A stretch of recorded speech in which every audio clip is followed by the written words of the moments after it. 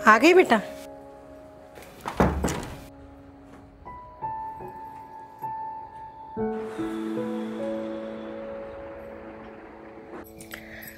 पकौड़े बना रही हूँ कड़ी के लिए। विद्या, क्या हुआ बेटा? ठीक तो है? हाँ, बस आज स्कूल में थोड़ा सा बेकार दिन था। तू ना शुरू से ऐसी है। जब स्टूडेंट थी तब भी घर आके ऐसे ही बोलती थी, और अब टीचर बन गई है तब भी।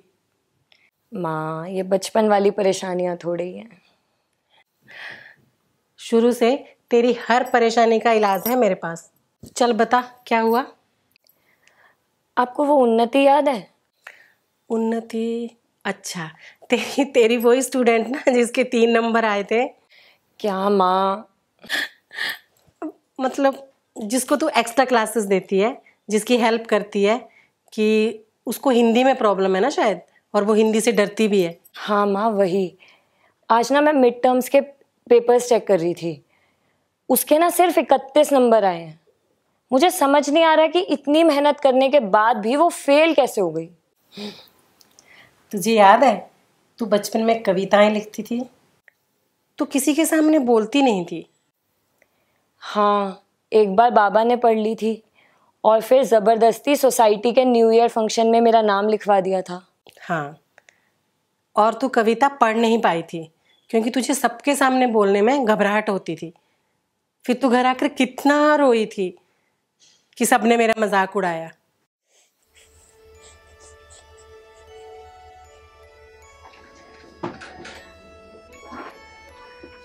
अच्छा, तो मेरा बेटा यहाँ बैठा है। यहाँ बैठा है मेरा मुझे बेटा। आपसे बात नहीं करनी बाबा। अरे पर क्यों? आपको पता है ना, मुझे सबके सामने बहुत डर लगता है। हाँ तो? आपने मेरे को स्टेज में अकेले भेज दिया जबरदस्ती। पर बेटा उससे हुआ क्या? रोहन मुझे पीछे से गूंगी गूंगी बोल रहा था और मेरा मजाक भी उड़ा रहा था। गूंगी गूंगी कह रहा था? अच्छा विद्या बेटा, तुझे पता है मैंने तेरा नाम वहाँ पर क्यों लिखवाया? तू बहुत अच्छा लिखती है, और जब मैंने तेरी कविता पढ़ी तो मुझे ऐसा लगा कि ये कविता तो सबको सुनानी चाहिए, और इसी वजह से मैंने तेरा नाम वहाँ पर लिखवा दिया। मतलब ये कि जो हमारी विद्या है ना, उसके पास उसकी उम्र से ज़्यादा ज्ञान है, और इस संसार को ज्ञान की तो ज़्यादा ज़रूरत है, तो तेरा बोलना तो बेटा बहुत ज़रूरी है ना? चल ठीक है, एक काम करते हैं। तुझे तेरे बाबा पर भरोसा है ना? जो तेरे स्कूल में प्रतियोगिता होने वाली है ना अभी हिंदी दिवस पर, तू उसमें भाग ले ले। मैं तेरी अभ्यास करवाऊंगा, मैं तेरी तैयारी करवाऊंगा, ठीक है? फिर देखते हैं कि तेरा जो ये डर है ना वो कैसे नहीं निकलता है। तेरे बाबा का प्रॉमिस है तुझसे, तू सबके सामने बोलेगी भी और इस प्रतियोगिता को जीतेगी, ठीक है बेटा? मेरा बेटा। हाँ माँ, बाबा ने बहुत मेहनत की थी मुझ पे। रोज मुझे शीशे के सामने खड़ा करके वो मुझे प्रैक्टिस करवाते थे, और पार्क ले जाते थे और पार्क के बीचों बीच खड़ा करके मुझे पोयम सुनाने को कहते थे। और जब मैं रुक जाती थी ना, तो एक हाथ से मेरी आंखें बंद करते थे और दूसरा हाथ पकड़ के मुझे हिम्मत देते थे। तब मैं बहुत अच्छे से पोयम बोल पाती थी।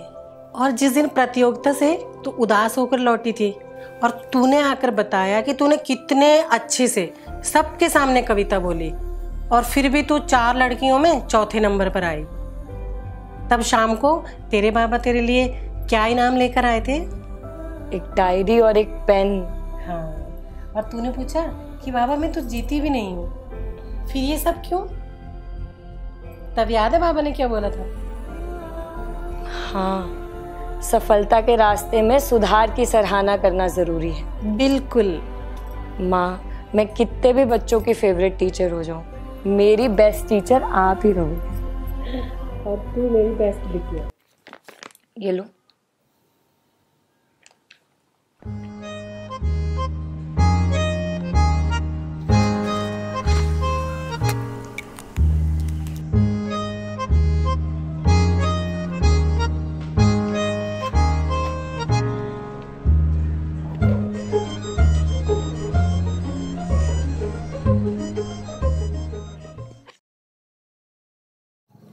वेरी गुड उन्नति, तुमने बहुत अच्छा किया। और अभी इतने आए हैं, आगे और अच्छे आएंगे।